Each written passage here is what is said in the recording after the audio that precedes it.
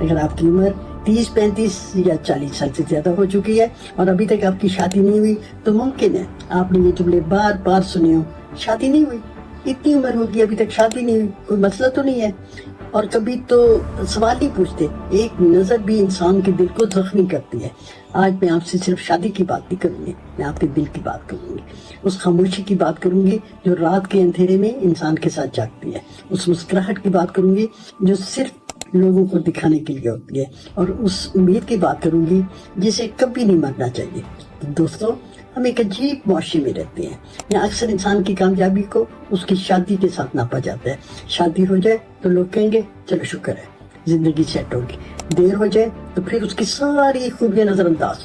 لیکن میں آج ایک سوال پوچھوں گی، اگر شادی ہی کامیابی کی واحد وجہ ہے تو دنیا میں ہر شادی شدہ انسان خوش کیوں نہیں ہے؟ اور اگر دیر سے شادی ناکامی ہوئی تو بہت سے کامیاب باوقار اور خوشحال لوگ دیر سے شادی کرنے کے باوجود مطمئن زندگی کیوں گزار رہے ہیں؟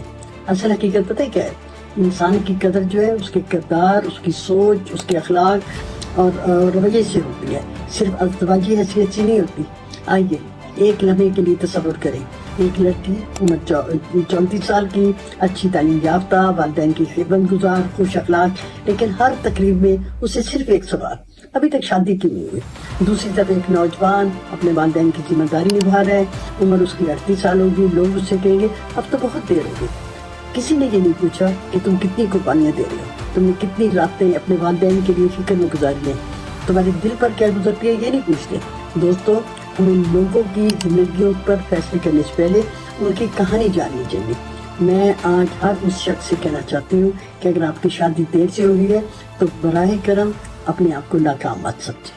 آپ اندھورے نہیں ہیں، آپ کی زندگی رکی ہوئی نہیں ہے، آپ کا سفر ابھی جاری ہے، زندگی اب بھی چل رہی ہے، آپ ابھی بھی سیکھ سکتے ہیں، آپ ابھی بھی کامیاب ہو سکتے ہیں، آپ ابھی بھی خوش رہ سکتے ہیں، آپ ابھی بھی محبت کے قابل ہیں۔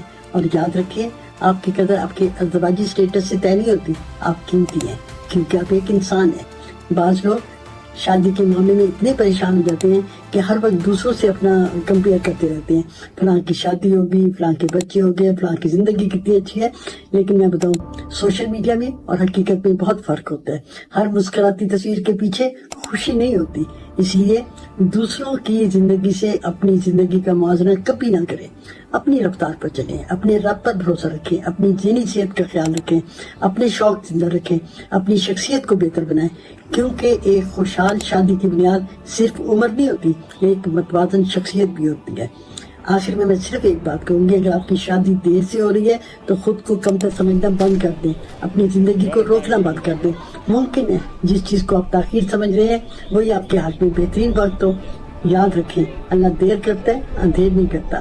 اپنا خیال رکھیے، مسکراتے رہیے، اپنی زندگی کو صرف ایک رشتے کے انتظار میں ضائع مت کیجیے۔ اللہ آپ کے بہترین فیصلے فرمائے۔